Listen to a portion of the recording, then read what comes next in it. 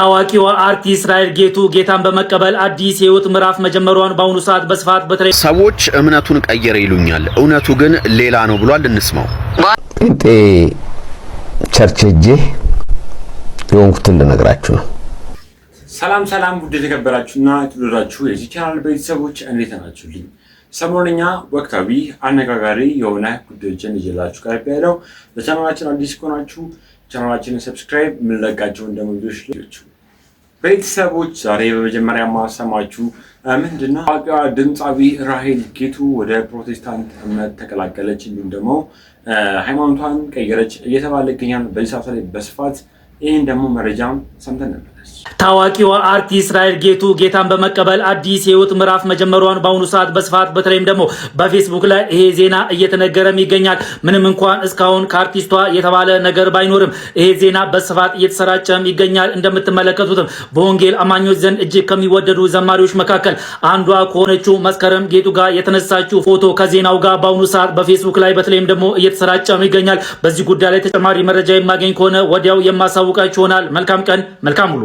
መረጃውን እንደሰማችሁት ነው ቤተሰቦች። የትኛውም ሰው ሃይማኖቱን ሊቀይር ይችላል። ማንኛውም ሰው ስለማንም ሰው ግድ ሊሰጠው አይገባም እየተባለ ይገኛል።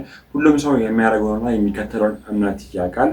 ታዲያ እናንተስ የራሄል ጌቱን አካሄድን ታገኛችሁት? የተሰማችሁን ሀሳብ አስተያየት ኮሜንት ላይ አስቀምጡልን። ቤተሰቦች ከሰሞኑን ሄኖክ ወንድሙ የተለያየ ነገሮችን እየተናገረ ይገኛል። በተለይ ደግሞ ለቲያትሩ ለአርት የከፈለው ነገር እጅግ በጣም ብዙ መስዋዕትነት እንደከፈለ እየተናገረ ነበር። ታዲያ ከነዛ መስዋዕትነቶች ውስጥ አንዱም ከ90 ኪሎ ወደ 60 ኪሎ ወደ 40 ኪሎ ያክል ቀንሶ ሰውነቱ ላይ የተለያየ ገጸ ባህሪዎችን እየተጫወተ እንደሆነ የተነገረ ነበረ። እስኪ ደግሞ እነዚህ መረጃዎችንም ሰምተን እንመለስ። ሰዎች እምነቱን ቀየረ ይሉኛል፣ እውነቱ ግን ሌላ ነው ብሏል። እንስማው። በአንዴ ነው እምነትህን የሚያስቀይሩ። ጴንጤ ሆነ ይሉሃል። መጀመሪያ ምን እንደሆንክ እኮ ሁሉ አያውቁም። ገብቶሃል? እኔ ጽጌ የሰጠችኝ እምነት፣ ቢሌ ወንድሙ ማሙ የሰጠኝ እምነት ኦርቶዶክስ ነው። አያቴ ዘነበ የሰጠችኝ ኦርቶዶክስ ነው። እንዲህ ነኝ ብዬ ላስገርምህ አይደለም። እኔ እምነት መቀየር ሳይሆን የከበደኝ ወደ እምነቴ መጠጋት ነው። ሰነፍ ነኝ እምነቴ ላይ ስንፍና እንጂ ያለብኝ እምነቴ መቀየር አይደለም። ይሄን እኮ ወንድሙ እምነቱን ቀየረ የሚል ነገር ተወርቶ እና በተቆነጠጥክ ቁጥር መልስ መስጠት ስለሌለብህ ነው። ዛሬ አጋጣሚ ስለጠየቀኝ ነው። ለምን ቤተሰብ ምናምን ይጠይቃል እኮ። እኔ ደካማ ነኝ፣ ከበደኝ ወደ እምነቴ መጠጋት እንጂ የመቀየር ችግር የለብኝ። በማህበራዊ ሚዲያ ላይ ስለሚወሩ ወሬዎችና ስለ እውነተኛው ማንነት መካከል ያለው ልዩነት ሁሌም አከራካሪ ነው። ይህንን ሐሳብ እናንተስ በምን መልኩ ትረዱታላችሁ? አካውንቱን ፎሎ እያደረጋችሁ ጻፉልኝ። ለካ ራሄል ጌቱ ከብዙ ሰው ጋር ተጣልታለች በኔ ጉዳይ። እግዚአብሔር ይስጥሽ። እውነት መቼም ነው ማረሳሽ። ከልብ ማጠፊ ሰው ነሽ። እውነት ራሄል ጌቱ ምንድነው ስላንተ የምትጣለው? ልነግርህ ነው። በቃ ማለት እያጭበረበረ ነው ይሏታል። አብሮ አደጌ ስለሆነች ወገቧን ይዛ ነው የምትከራከረው። የፍሎሃ ልጅ ነች እሷ። አዎ አንድ እንደዚህ ጎሎ እናቷና እናቴ ጓደኛሞች ነው። ኢቭን የሞቱት ራሱ በአንድ ሳምንት ልዩነት። ፍጹም እየተባላለች በጣም ደስ የምትል እናት ነበረቻትና ምን ልልህ ነው ቁጭ ብዬ ምን ሆነሃል አለችኝ። አይ ደብሮኛል እባክሽ 1.1 ነው እስካሁን የሰበሰብኩት፣ ግን አይን ውስጥ የገባው በጣም ብዙ ነውና የእርዳታ ድርጅት እየፈለኩ ነው፣ አንዴ ልስጠውና ስልገላገል ምናምን። ያማሃል እንዴ አለች። ከባንተ ጉዳይ ከስንት ሰው ጋር ተጣለው። ሌባ ነው እያጭበረበረ ደግሞ እንዲጀመረ እምታምናቸው ጓደኞች ምናምን ይሄንን ብርማ ወስደህ ተሸንፈ ሰጠህ ማለት እነሱን አስደሰትክ ማለት ግድ የለህም። ጀምረው እኔም ቢሆን ነገር ልሽ ለምኝም ቢሆን እየሞላን እየተጋገዘን እንጨርሰዋለን። እዛ ላይ ደግሞ ቁጭ ብዬ እሺ ብዬ ልጀምር ሳስብ ቅድስት ይልማ ደግሞ የምትባልልህ የተቀደሰች ሴት መጣችና 12000 ብር የሚከራይ ካሜራ ይሄው በነፃ ቅረጽበት ብላ ሰጠች። ቤተሰቦች እንደሰማችሁት ነው ስለ ራሄል ጌቱ ሲናገር የነበረው ነገርም እጅግ በጣም ነው ደስ የሚለው። ምክንያቱም አብሮ አደግ ጓደኛዋ ነው፣ አብሮ አደግ የሰፈሯ ልጅ ነው። ታዲያ አሁን ካለችበት ዝና አንጻር እንደ ሌሎች አርቲስቶች አልተወችኝም፣ ከጎኔ ሆና ብዙ ነገሮችን ሳፖርት እያደረገችኝ ያገዘችኝ ነበር እያለ ነበረ። ታዲያ እናንተስ የሄኖክ ወንድሙን ድርጊት እንዴት አገኛችሁት? የተሰማችሁን ሀሳብ ኮሜንት ላይ አስቀምጡልኝ። ጻነት ወርቅነህ ባለቤት ከሰሞኑን ቴሌቪዥን ላይ ቀርባ ስለ ትዳሯ እንዲሁም ደግሞ ስለነበራቸው የፍቅር ግንኙነትም የተናገረች ነበረ። ይህን ቪዲዮም ሰምተን እንመለስ። የነጻነትን ባለቤት ዛሬ በሻይ ሰዓት ጋብዘናታል። እንግዲህ ለሰማንያውም ለሐውልት ምርቃቱም ከአገረ አሜሪካ አዲስ አበባ ውስጥ እንዳለች ሰማንና ደወል አድርገንላት ስቱዲዮአችን በሻይ ሰዓት ላይ ጋብዘናታል። ንጹህ ዘር ደሳለኝ ንጹህ እያለ ነው የምናወራው። ረጅም ነው ንጹህ ዘር አይደለ? ረጅም በጣም እንኳን ደህና መጣሽ። እንኳን ደህና ቆያችሁኝ። እንዴት ነሽ? እግዚአብሔር ይመስገን። ደህና ነሽ ወይ? እግዚአብሔር ይመስገን። በረታሽ ወይ? እግዚአብሔር ይመስገን። እንግዲህ ሻይ ሰዓት ላይ ስንጋብዝ ሻይ እየጠጣ ነው። የቤተሰብ ጨዋታ ነው የምንጫወተው፣ የቤተሰብ ወሬ። እሺ ሻይ ትወጃለሽ? ሻይ ባሉ እጠጣለሁ። ቅድም እውነቱን ለመናገር ውሃ ይደረግልኝ ብላል። የቡና ሰው ነች መሰለኝ። የቡና ሰው የሻይ ሰው ቡና ነው። ወደ ስራ ሻይ ትጠጫለሽ ዛሬ? ዛሬ የጸጊ ሻይ እንደ ቡና ነው የሚቆጠር። እጠላለሁ እኮ አይደለም ሻይ እጠላለሁ ነው ንጹዬ። አይ ቡና መርጣለሁ። ቡና አስበልጣለሁ። እሺ አብርሽ ይኸው እንትን ሻይ እየጠጣ ጉሮሮ እንዳይደርቅ። ንጹህ ተቀርጸሽ ታውቂያለሽ ከዚህ በፊት ካሜራ? ከተቦር ነገር የመጀመሪያ ህዝብ ፊት ካሜራ ፊት ቀርቤ ማለት ነው።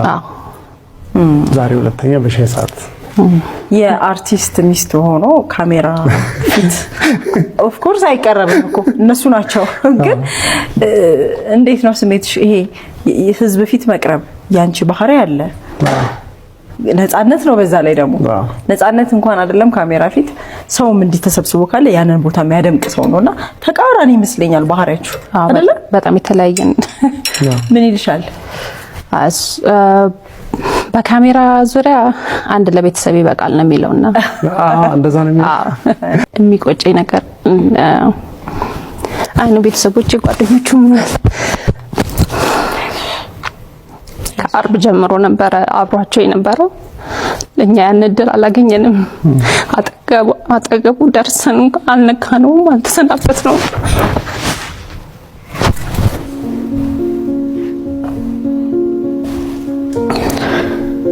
የዓላማ ነበርና አይደል? እንደዚህ ሆና እንደዚህ እናረጋለን። ግን በመሃል ህመም ሲመጣ በቃ ይሄ ነገር ይቅርና እዚህ ህክምና ተከታተል ቆይ ምናምን ስለው እኔ ታሞ ሞተ መባልን አልፈልግም፣ እየሰራ ሞተ መባልን እንፈልገው አለ። እነዚህ ስመጣ አርብ ቀረጻ ሊሄድ የተዘጋጀ ነበረ ሲል በቃ የፈለገውን ያደረገው የሆነለት ለሱ ቢሆንም እኔም የፈቀድኩት የሱን ሐሳብ ለማሳካት ልጆችም ይሄን ገብቷቸዋል። ትንሿ አባታችን ከኛ ይበልጥ ስራውን ይወዳል ትለኛለች። እሱ ግን ህዝብን ነው የሚወደው፣ ህዝብ ማስደሰት፣ ሰው ማሳቅ ነው የሚወደው። ይሄን ነገር እንዴ ነው አንቺን እኛንም ይወደናል ህዝብም ይወዳል ብሎ ለመንገር ከብዳል። ትንሽ ከባዱ ነገር መንገር ነው ለአባታችሁ። እንደሰማችሁት ነው ቤተሰቦች፣ እጅግ በጣም የሚያስቀና ፍቅር ውስጥ እንደነበሩ አድርጋ ነበር ስተናገር የነበረው። ከዚህ ቀደም እህትና ወንድሞቹ ሲናገሩ የነበሩት ጋር ትንሽ ይጋጫል ብዬ አስባለሁኝ። ታዲያ እናንተስ ከዚህ ቀደም የተወሩ ወሬዎችን አሁን ላይ ደግሞ የነጻነት ወርቅነህ ባለቤት እያወራች ያለው ነገር እንድታገኛችሁት እናንተ የተሰማችሁን ሀሳብ ኮሜንት ላይ አስቀምጡ። ደግሞ ቤተሰቦች ታዋቂው ኮሜዲያን ፍልፍሉ እጅግ በጣም በሚገርም ሁኔታ ከመታመንበት አልጋ ተነስቶ እግዚአብሔርን ለማመስገን ወደ ቀድሞ ስራውም ለመመለስ በቅቷል። እነዚህን ቪዲዮዎችንም አይተን እንመለስ። እግዚአብሔር ይስጥልኝ፣ በጣም ነው የማመሰግነው ፈጣሪ እና አንዱን ለመጠየቅ አግዞን ያው የስትሮክ አይደል እንደዚህ ብሎ ገባ። ትንሽ የስትሮክ ሲያዝ እንደዚህ አይደለም ያደርጋል። ለመጠየቅ እንዲህ ብሎ ገባ። ለምን ኦሬዲ ህመምተኛ ነው ብለው ጥበቃዎቹ እንዲያሳልፉ ከገባ በኋላ አይዞህ እኔም ቀና እያልኩ ነው ስለው አይ አንተ ለጠይቅ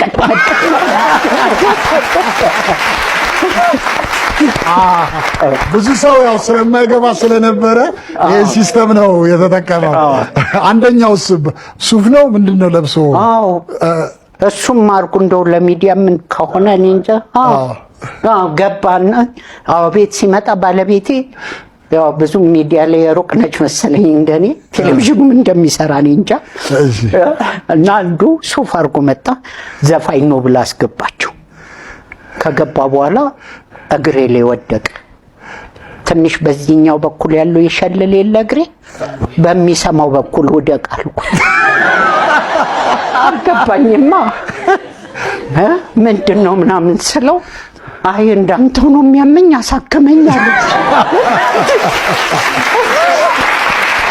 ስለዚህ ለነሱም እንግዲህ በቀጣይ ሕክምናውን እንዲያገኝ ቃል ገብተው እኔም ቃል ገብቻለሁ። እኔም ህዝቡም እያሳከመኝ ስለሆነ እንጠራዋለን እንዳልጨከን ብዬ ከኔ መድኃኒት ሰጠው ተየዳይ ነው። ስለዚህ ያው ህዝቡ ያሳክመዋል። ችግር የለም።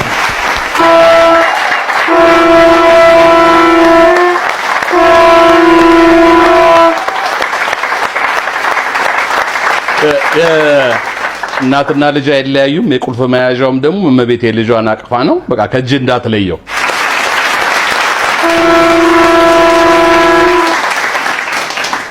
ማርቆስ እንደተመለከታችሁ ነው ቤተሰቦች፣ እጅግ በጣም አስገራሚ የሆነ ነገር ነበር ተመልክተን የተመለስነው።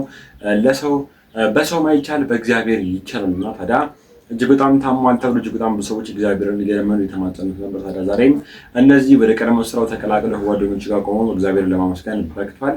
እጅግ በጣም ነው ደስ የሚለው። ከዚህ በላይም እግዚአብሔር አብዝቶ ጤናውን ይመለስለት። በቀጣይ ደግሞ ማሰማችሁ መረጃ ምንድነው?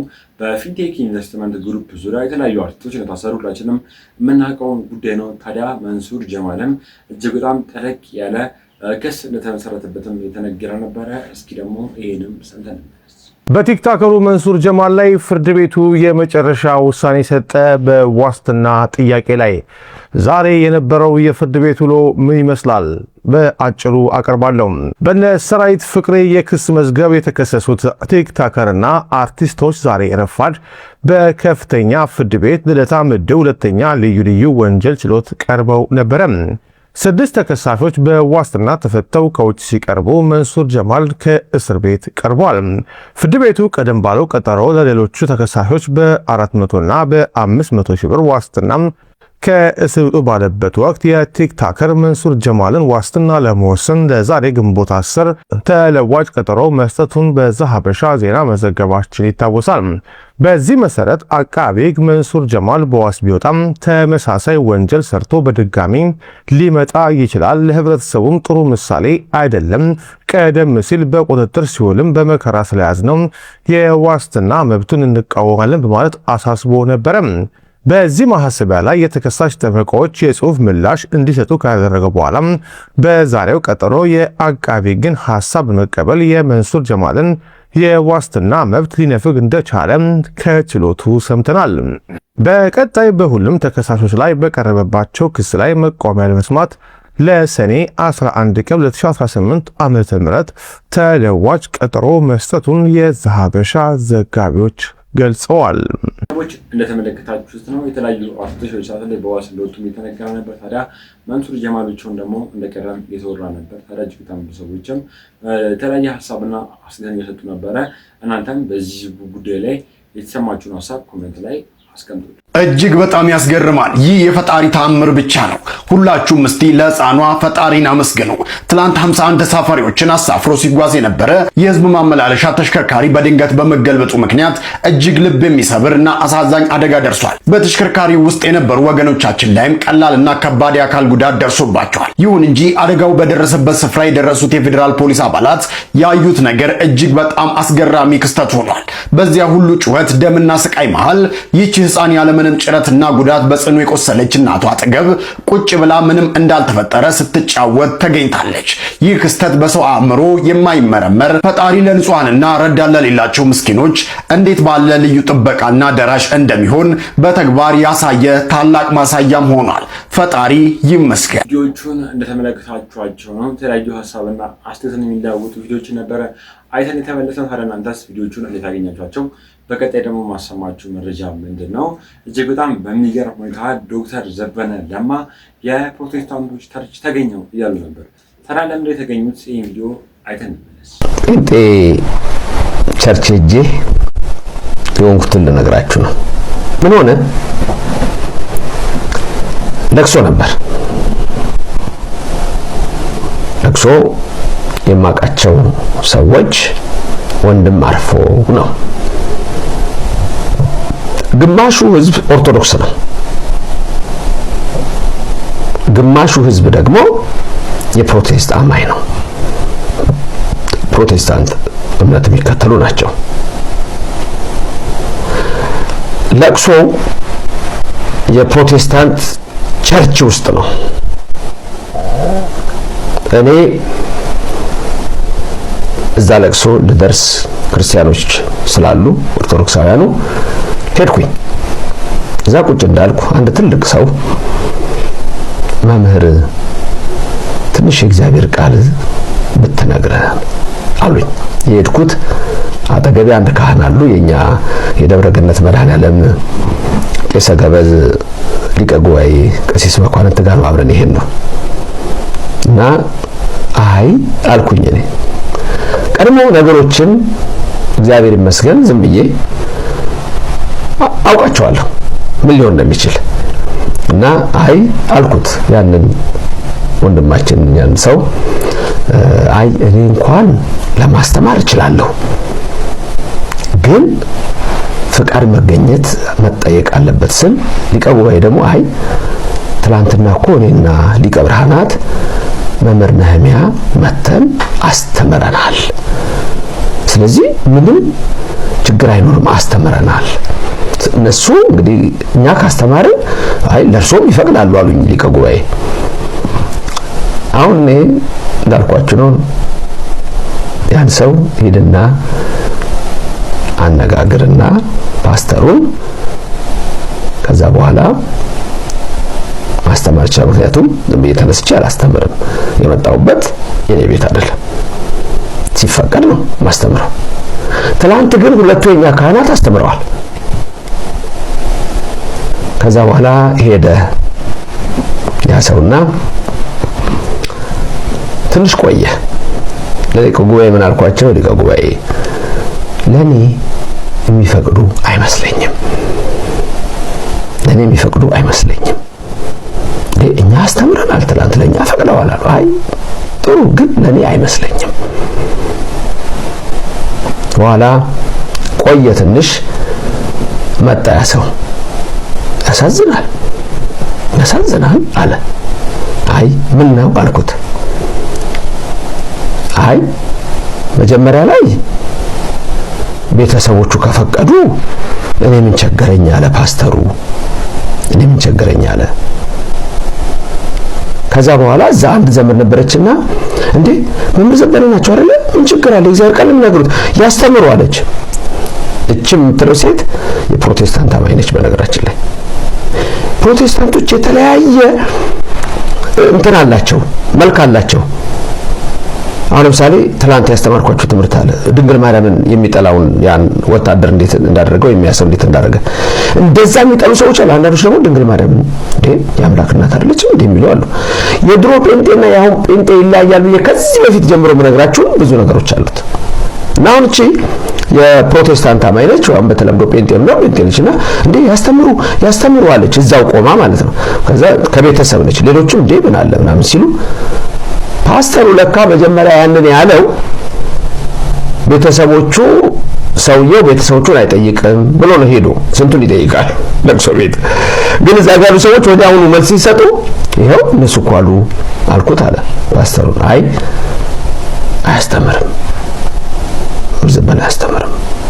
ለምን የትላንት እነዛ ካህናት አስተምረው የለም እንዴ? አይ እነዛ ያስተማሩት ትክክለኛ ትምህርት ነው። መምህር ዘበነ የሚያስተምረው ትምህርት ትክክል ትምህርት አይደለም፣ የሰውን አይምሮ ወደማይሆን ይለውጣል። አሃ ነገሩ እንደዚህ ነው። ሰው ደግሞ እንዴ እነሱ እኮ ካህናቱ እኮ ያሉት አንድ ደብር ነው፣ መምህር ዘበነ የደብሩ አለቃ ናቸው። ስለዚህ አብረው እኮ ነው ያሉት፣ አንድ አይነት ትምህርት ነው እኮ የሚያስተምሩት። አይ አይደለም አይደለም። እና ፓስተሩ ከለከለኝ ማለት ነው። በአብዛኛው የኔ ትምህርት ቤተሰቦች እንደሰማችሁት ነው። በቦታው ተገኝተው የተለያዩ ነገሮችንም እየተመለከቱ የተለያዩ ነገሮች ላይ ሀሳብና አስተያየት የሚሰጡ ነበር። ታዲያ የዶክተር ዘበነ ለማን አስቀምጡልኝ ወደ ኔክስት ቪዲዮ። ተዋናይ ሄኖክ ወንድሙ በሰይፉ ሾው አስገራሚ የህይወትና የፊልም ሂደቱን በተመለከተ ምን አለ? ምንም የጤና ችግር አላጋጠመኝም። ጣፋጭ የበላሁት ከ3 ዓመት በኋላ ነበረ። ከባዱ ነገር ሰው ፊት ቁጭ ብሎ መጾሙ ነበረ። ጤነኛ መሆን የሚፈልግ ሰው ከምግብ ይራቅ። በመክሳትና ባለመክሳት ዙሪያ ብዙ ሰዎችን አስቀይሜያለሁ። ምግብ አልበላም በማለቴ ከሰዎች ጋርም ተጣልቼ አውቃለሁ። ቁርስ ብቻ ነበር የምበላው። ዛሬ ምሳ ስበላ እንቅልፍ አለኝ። ሲርብህ ላይፍ ይገባሃል፣ የሰው ችግር ይገባሃል። ከዚህም በፊት አስቸጋሪ ልጅ ነበርኩኝ። ፈጣሪ ሲወድህ ንጥቅ ያደርግሃልም ብሏል።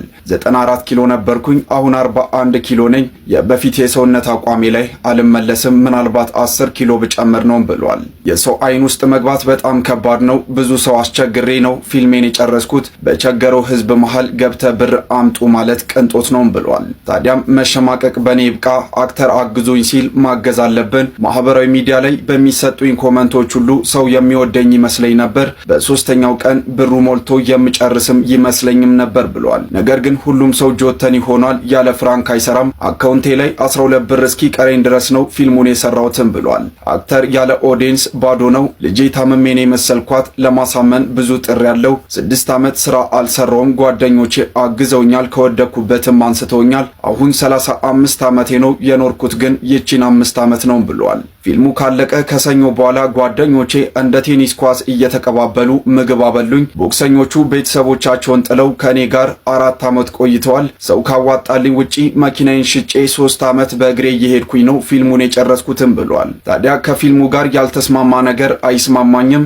ፊልም እንደሚሰጠው ኮመንት አይደለም፣ ፊልሙን የሚያውቀው ፊልም ሰሪው ብቻ ነው ብሏል። የውጭ ሀገር ቪዛ ሲሰጠኝ መሳፈሪያ ብር ስለሌለኝ እደነግጣለሁ። አሜሪካ ቪዛ ሰጥተውኝ ሊቃጥል 13 ቀን ሲቀረው ነው የሄድኩት። የፊልሙ ስቶሪ ኬኔዲ መንገሻ የሞተ ቀን ነው የሚጀምረው። 60 ኪሎ ሆኜ መስራት የፈለግኩት ምክንያትም ይሄ ነው ብሏል። አክሎም ድምጻዊት ራሄል ጌቱ በእኔ ምክንያት ከብዙ ሰው ጋር ትጣላለች። ራሄል ጌቱ አብሮ አደጌ ስለሆነች አጭበርብሯል ስባል ትጣላ ነበረም ብሏል። እኔ እምነቴን አልቀየርኩም፣ ኦርቶዶክስ ነኝ። ወደ እምነቴ መጠጋት ነው የከበደኝ እንጂ እምነቴን አልቀየርኩምም ብሏል። የፊልሙ ኤዲቲንግ አልቋል፣ ከ2 ወር በኋላ ለእይታም ይበቃል ብሏል። ታዲያ ሄኖክ ለሙያው የተከበረ የታፈረ ቤተሰብ ትዳር የትዳር ተቋም እንዲፈርስ የሚኬድበትን መንገድ እያየው በጣም ገርሞኝ እንዴት እንደዚህ ሊሆን ይችላል ብዬ በጣም ስብሰለሰል ነበረ። ትዳር በጣም ትልቅ ተቋም ነው ብዬ ነው ማስበው። በተለያየ መልክ ሰው ከትዳሩ ሊለይ ይችላል፣ ትዳር ላይ ሊቆይ ይችላል፣ ሰላም አጥቶም ሊኖር ይችላል። ደግሞ በፍቅር ፍጹም ፍቅርና ሰላም ያለበትን ትዳር ይዞ የሚዘልቅ ብዙ ነው ያለው። ይሄ እንግዲህ የምድራዊ እውነታ ነው። እዚህ ውስጥ ግን በጣም የተዋደዱ ሰዎች፣ በጣም የተፋቀሩ አንዱ ስለ አንዱ ገልጾ ያልጠገበበት የትዳር ሁኔታ እያየን እያደነቅን ሳንጨርስ ድሮ ከኔ ጋር ነበረ በሚል ነው ሚዲያ ላይ በጣም ኃይለኛ መነጋገሪያ የሆነ ኢሹ የሆነው።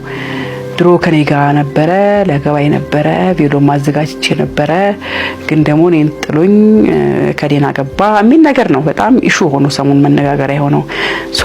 ምንድነው እንደው ነገርያው እውነት ቢሆንና ተፈጽሞ እንኳን ቢሆን ብያሰብኩኝ ምንድነው አሁን ቢግ ዲል ሆኖ ምንድነው አሁን ትልቅ ኢሹ ሆኖ በዚህ ደረጃ ሶሻል ሚዲያውን እንዲቆጣጠረው ይቻለው ብዬ በጣም ተብሰከሰኩኝ። ቀድሞ ከነበረ ከሆነም ያለፈ ታሪክ ነው። ይሄኛው ደግሞ ሌላ ህይወት ነው።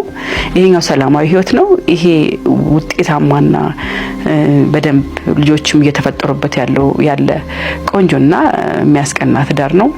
እዚህ ትዳር ላይ መጥቶ የሆነ እሳት ለመለኮስ የሚደረገው ጥረት ለምንድን ነው ብዬ አሰብኩኝ። አንዳንድ ጊዜ በጣም ነው የሚገርመኝ። የኔ ካልሆነ አንድ ሰው የኔ ካልሆነ ለማንም መሆን አይችልም የሚል አቋም ያላቸው ጥቂት ሰዎች ብዙ በጣም ሰላማዊና የተረጋጋ ህይወትን ሲበጠብጡ እናያለን። በጥብጣውም ውጤታማ የሆኑ ሰዎች አሉ።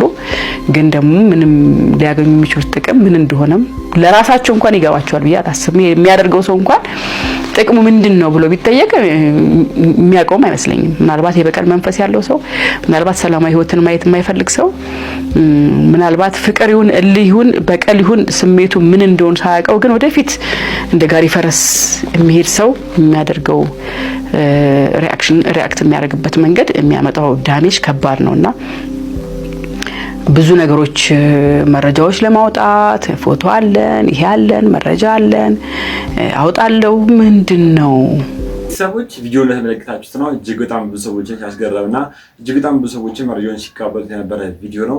ለማንኛውም ለዛሬ ይዤላችሁ የወጣው ቪዲዮ እኚህን ይመስላሉ። በቀጣይ እናንተን ቁም ነገር ያስጨብጣሉ፣ ሀሳብና አስተያየቶችን ያለዋውጣሉ የማስባቸውን ቪዲዮዎችን ይዤላችሁ እመጣለሁ። ስለዳምጣችሁኝ አመሰግናለሁ። ለቻናላችን አዲስ ከነበራችሁ ቻናላችን ሰብስክራይብ፣ ምን ለቃችሁን ደግሞ ቪዲዮዎች ላይክ ማድረጋችሁን አትርሱ። ቴንኪው